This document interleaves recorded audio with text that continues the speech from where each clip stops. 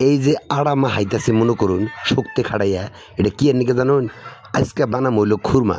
পোলাহান খালি খাই খাই খাই খাই করে প্রথমে যে আড়া মাহাই নিয়েছিলাম, পরে যে রুটি বানাইতেছি, একটা দুইটা সোজা করবার চাই, রুটি খালি বেহাতে হয়, ডাইনে যায় বামে যায়, আসলে অভ্যাস নেই তো। তারপরে চেষ্টা করে মোটামুটি গোল গাল বানানোর চেষ্টা করলাম, গোল না হইলো খাহাল লেগেছে, অসুবিধা কি?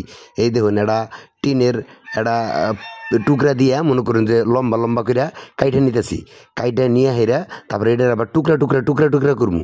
আসলে পোলাহানটা কিছু বানাই দিলে এটা নিজের কাছেও শান্তি লাগে। মায়েদের যে কত পরিশ্রম, এটা নিজে যখন করবার নিছি তখন দিশা পাইছি। এই দেখুন টুকরা টুকরা করতেছি। বাজার থেকে কিছু কিনা খাবার গেলে এটা স্বাস্থ্যসম্মত হয় কিনা এটা নিয়ে চিন্তায় থাকি, এই জন্য নিজেই বানাই দেওয়ার চেষ্টা করতেছি। এই যে সয়াবিন তেল দিলাম, সয়াবিন তেল দিবার যে আমার আত্মা জানি কিংবা কসকস করে, এই সয়াবিন তেল গরম হয়েছে, এটার মধ্যে মনে করেন যে টুকরা টুকরা যে করে রাখছিলাম আর রুটির পিসগুনা হেনে মনে করেন দিয়ে দিলাম। এখন মনে করেন তেলে কতক্ষণ ভাজমু। চুলার তেলে ভাজলে মনে করুন যে জিনিসটা টাটকা হয়, আর গ্যাসের চুলে ভাজবার গেলে তো মনে করেন ফকির নিয়ে যাম গা, কারণ প্রচুর খরচা হবো।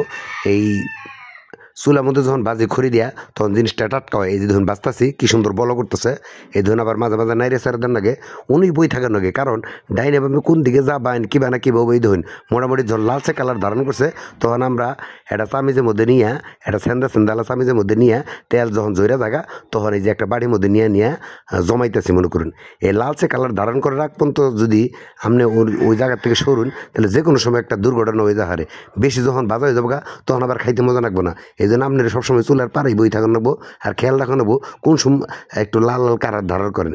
এই যে দিয়ে রাখছি একটা বাড়ির মধ্যে, কি সুন্দর হয়েছে। আবার চুলার মধ্যে মনে করেন পানি দিয়ে দিচ্ছি, এই যে কড়াইয়ের মধ্যে এখন চিনি ঢালতেছি। চিনি ঢালবার যদি তারটা কসকস করে হাহেরে কথা নিমান চিনি বললো, আবার চিনি কম দিলে মিট হবে না, আবার পোলা এখানে খাবার চাবে না, নানান দিক দিয়ে টেনশন।